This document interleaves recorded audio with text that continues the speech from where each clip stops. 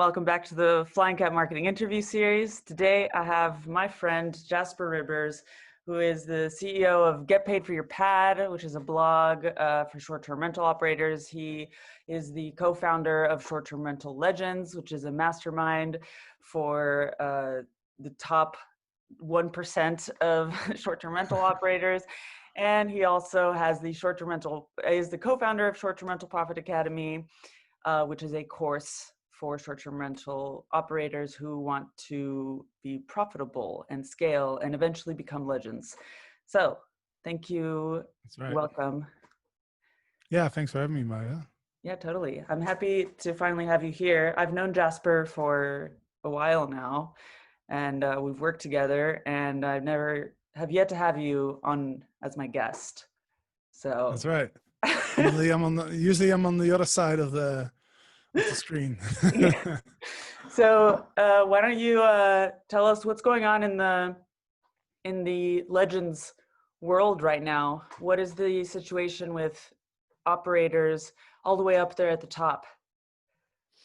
Yeah, I mean it's a bit of a diverse picture right now, because depending on which markets they are in, we're seeing in some of the secondary markets, especially the more remote traditional vacation rental markets, we're seeing record years for a lot of people in our mastermind.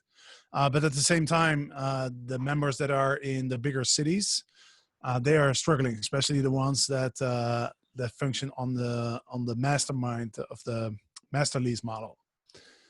So yeah, there's a bit of a divide between people that are doing really, really well and some people are really, really struggling. But it's mainly based on where their listings are, where they operate. Yeah, exactly right. So, think about New York City. I heard stories of the city being completely dead, right? So if you're master leasing a bunch of apartments and you have to pay monthly rent, but there's hardly anybody who's visiting the city, then you can imagine that's a bit of a disaster for your business. However, all those New Yorkers, they all want to go outside of the city. They want to go to a place where they can socially distance. They want to go to a place where they can work remotely. And so if you have some vacation homes in Rhode Island or something on the beach, then you're crushing it. So it's the whole COVID pandemic has just caused a massive shift in how people travel and why they travel and where they want to go and the type of experience that they want to have. And so, yeah, it's been a gigantic earthquake and it's just shaken up the whole landscape.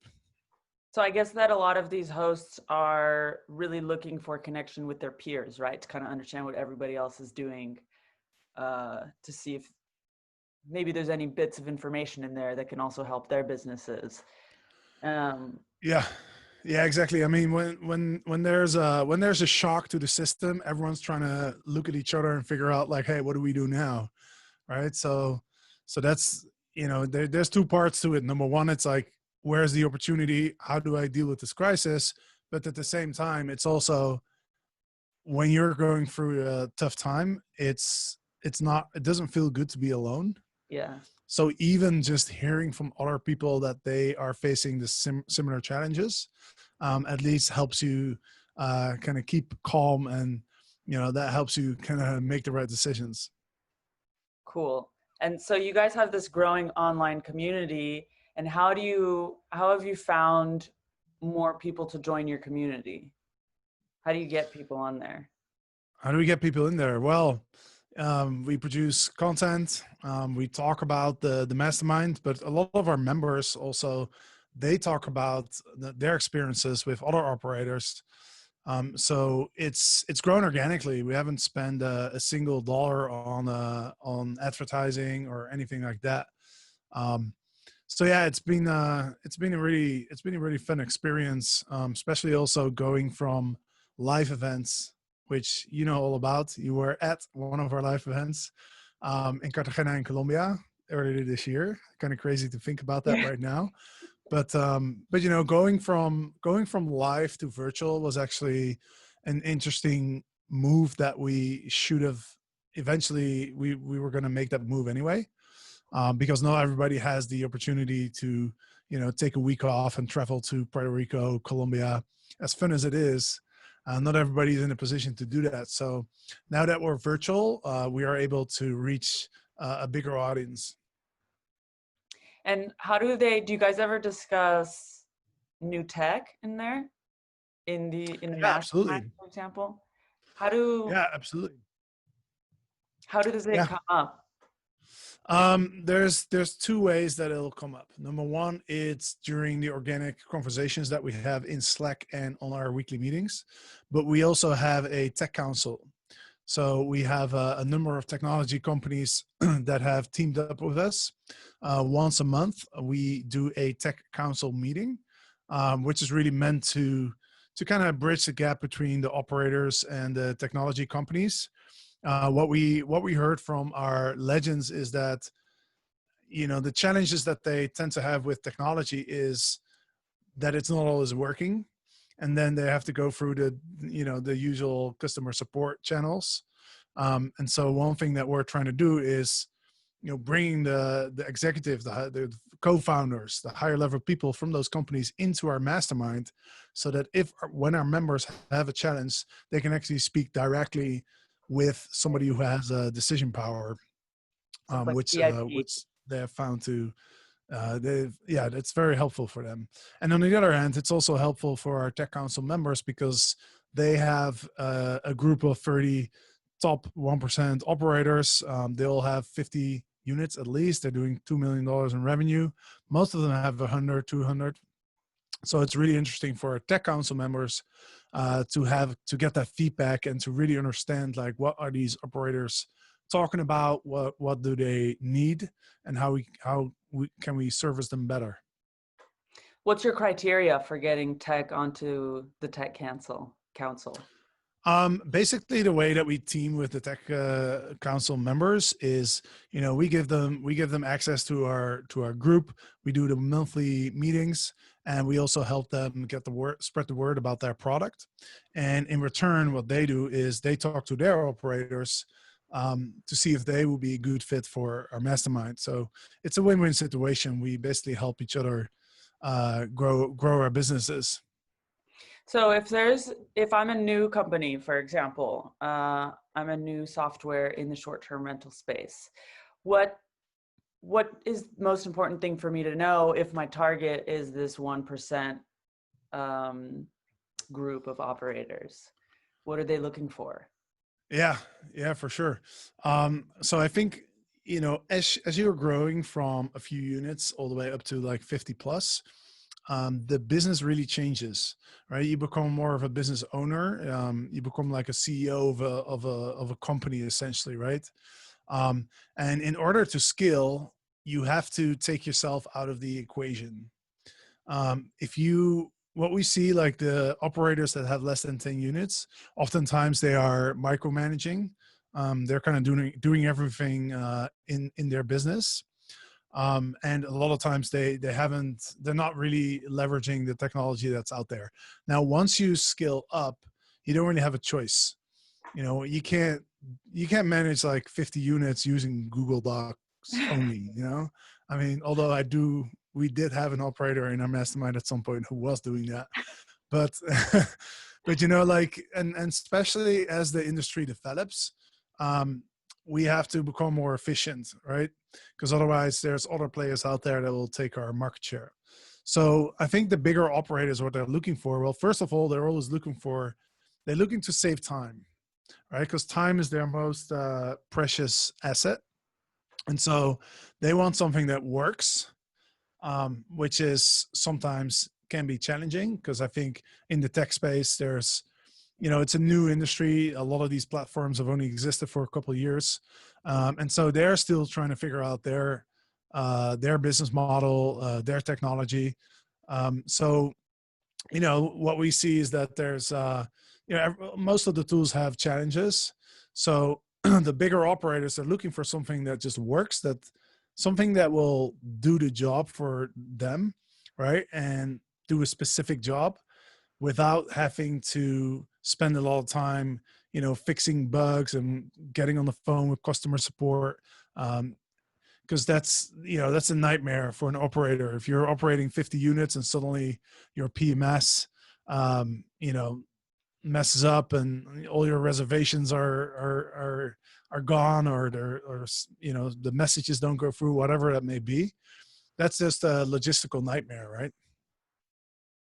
Yeah, cool. So they're looking for something that works. But I guess also, I feel like that's not just a problem of the top operators. It's more serious, of course, if something goes bad, then it's a total disaster, less than with the smaller operator. But from what I understand, the smaller ones who have up to 10 units, they also want to save time. They're also like doing everything. Some of them are even cleaning the houses themselves. And so they're taking these small steps. But what is it like? What kind of tech stack do these larger operators have? What are their, what kind of integration needs do they have, for example? Yeah, I mean, if we compare the tech stacks of the larger operators to the smaller operators, I would say the differences really are, number one, the bigger operators have a bigger budget. So they can go for the more, for example, the solutions that have like a bigger setup fee. They're more willing to invest in their technology. And I'd say the second thing as well is, the bigger operators, they're not using their technology. They're not operating it themselves, right? So they need to be able to train a team member as well to use that automation software. So I think those are probably the two main differences. The bigger operators, they on average they also have more needs, like you mentioned, integration, right? If you're just hosting on Airbnb, then that's you can use pretty much any PMS. But if you're on Booking.com and you want to be on VRBO and you want to be on a bunch of local channels, then you might need a different PMS. Plus, you might have other needs like task management, right? Let's say you want to manage all your cleaners through your PMS, right? And you want to do all your messaging. Plus, you want to be fast as well, right? So you want messages to go out very fast. You want everything to run smoothly. So yeah, I think the needs are slightly different, but you're right. I mean, at the end of the day, anybody who uses technology wants it to work.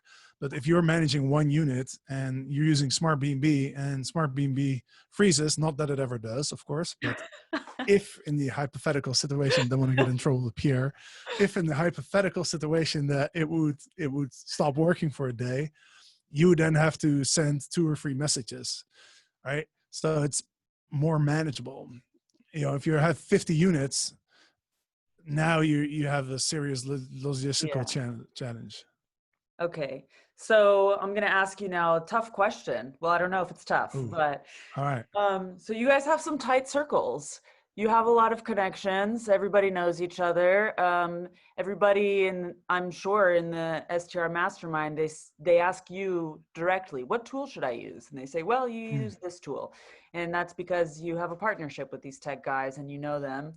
And what if I'm a new tech and I want to get into this circle? What can I do to actually reach these people without being, one of the guys? Yeah, absolutely. Well, a couple things on that, right? Number one, I think in a lot of situations, there's no such thing as the perfect tool.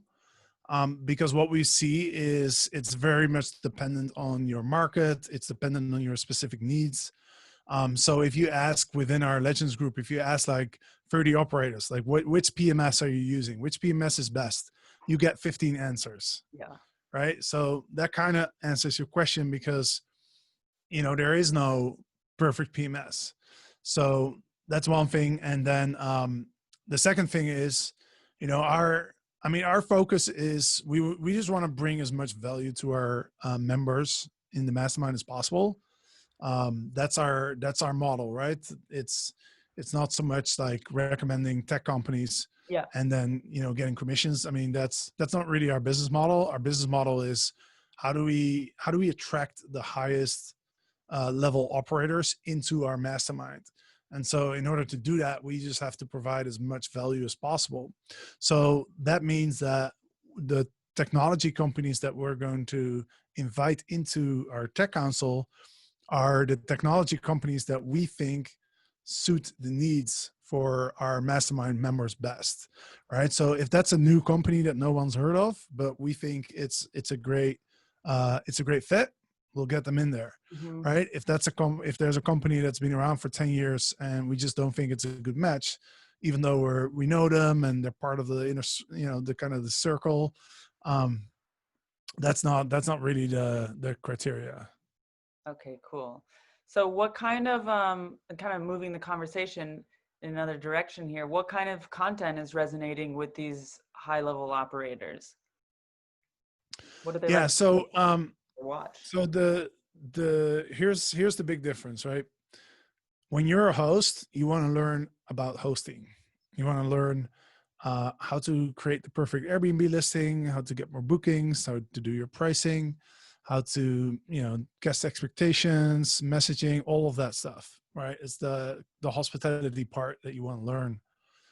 Once you're beyond, 10, 15 units, you're no longer a host. Now you're an entrepreneur, right? So you already know all the hosting stuff.